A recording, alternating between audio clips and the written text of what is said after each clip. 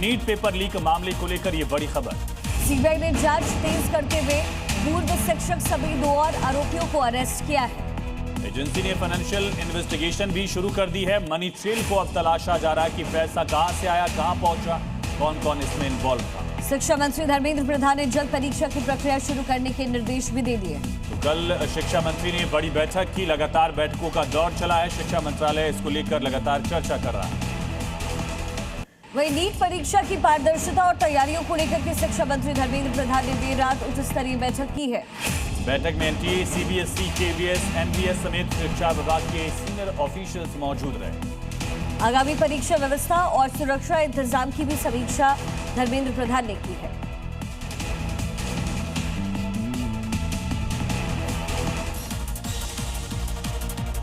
उत्तर प्रदेश में होने जा रही पुलिस कांस्टेबल भर्ती परीक्षा को लेकर शासन पूरी तरह से अलर्ट मोड पर है।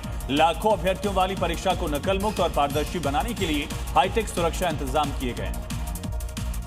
और सरकार ने 32,679 पदों पर होने वाली इस भर्ती परीक्षा को निष्पक्ष बनाने के लिए अब कमर कस लिया है।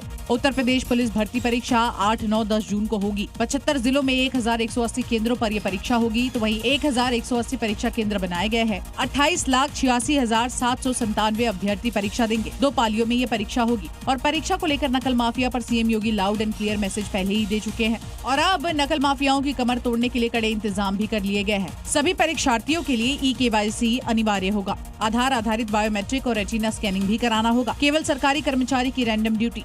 नीट पेपर लीक में आरोपियों की गिरफ्तारी के लिए 24 घंटे में देश भर में 14 जगह पर छापेमारी हुई और 2 आरोपियों को अरेस्ट करने के बाद अब शिकंजे में 7 आरोपी आ चुके। सीबीआई की ये टीम संदिग्धों की बैंकिंग डिटेल के साथ कैश के लेन देन का ब्यौरा जुटाने में लगी है ताकि नीट पेपर लीक मामले में पैसों के लेन देन के बारे में सबूत जुटाए जा सके। अभी तक की जांच में आरोपियों और छात्रों के बीच 10 लाख रुपए की मनी ट्रेल का पता चल पाया है। सीबीआई जांच में सामने आया कि नेटवर्क बेहद संगठित तरीके से पर्सनल कांटेक्ट और क्लोज्ड कम्युनिकेशन चैनलों के जरिए संचालित किया जा रहा था। साथ ही इस बात का भी ध्यान रखा जा रहा था कि बड़े ट्रांजैक्शन से बचा जा सके। और नीट यूजी पेपर लीक मामले में सीबीआई की जांच तेज हो गई है। वही जांच एजेंसियां अब उस रूट का पता लगा रही है जिसके जरिए पेपर को गुरुग्राम से राजस्थान पहुंचाया गया। इस पेपर को राजस्थान के सीकर तक पहुंचाने वाला मुख्य किरदार यश यादव है। वहीं जांच के दौरान ये बात सामने आई कि नीट यूजी का क्वेश्चन पेपर यश यादव के जरिए राजस्थान पहुंचा था। सूत्रों के मुताबिक नासिक से पकड़े गए आरोपी शुभम खैरनार ने यश यादव को 15 लाख रुपए में प्रश्न पत्र दिलवाया था। इसके बाद यश ने दिनेश और मांगीलाल विलाल को तकरीबन 30 लाख रुपए में ये पेपर बेचा। इसके बाद प्रश्न पत्र की हार्ड कॉपी को स्कैन करके उसकी PDF फाइल तैयार की गई। जांच में सामने आया कि विकास और उसके पिता मांगीलाल ने इसे कई छात्रों तक व्हाट्सएप, टेलीग्राम के जरिए पहुंचाया। छात्रों से इसके बदले 3 लाख से 5 लाख रुपए तक वसूले गए। तो वहीं पुलिस इस सब के अलावा और कौन कौन शामिल है इसकी भी जाँच कर रही है।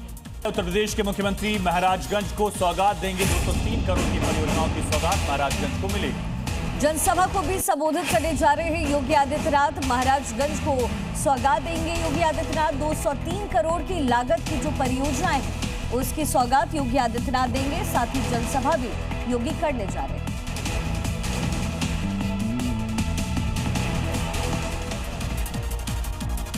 नकली नोट, मनी लॉन्ड्रिंग और हवाला नेटवर्क के लिए मशहूर पाकिस्तान के खनानी ब्रदर्स की तरह यूपी में भी नकली नोटों का नेक्सस खड़ा हो रहा था। हालांकि यूपी के ऐसे खनाने पर पुलिस ताबड़तोड़ कार्रवाई कर रही है। यूपी के 2 शहर में योगी फोर्स ने नकली नोटों का जाल फैलाने पर स्ट्राइक की है। पुलिस ने इनके पास से भारी मात्रा में नकली नोट भी बरामद किए हैं। पुलिस पता कर रही है कि यूपी में नकली नोट वाले ये खनानी आखिर कौन है। अलीगढ़ में पुलिस ने नकली नोट वाले गैंग को धरा है। पुलिस ने इनके पास से 7,70,000 रुपए की नकली करेंसी को बरामद किया है।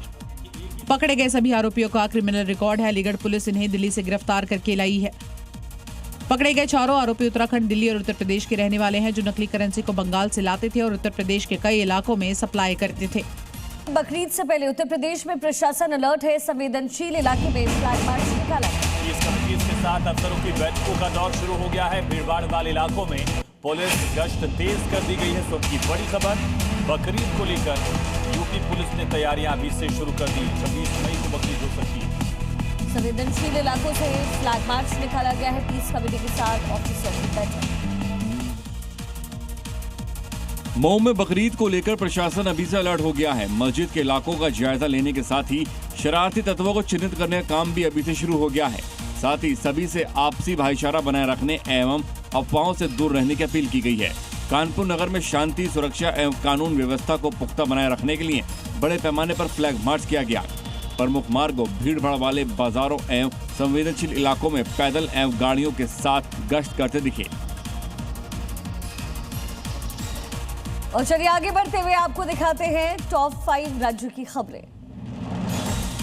अमूल के बाद अब यूपी की सबसे बड़ी डेयरी ब्रांड पराग ने भी दूध की कीमत में 2 रुपए प्रति लीटर के हिसाब से इजाफा किया। नई दरें आज से लागू हो गई हैं। फुल क्रीम दूध का रेट 69 रुपए लीटर से बढ़ाकर 71 रुपए लीटर कर दिया गया। हाईकोर्ट के निर्देश पर कार्रवाई करते हुए दक्षिण 24 परगना के गरिया में मौजूद ब्लॉक टावर गिरा दिया गया।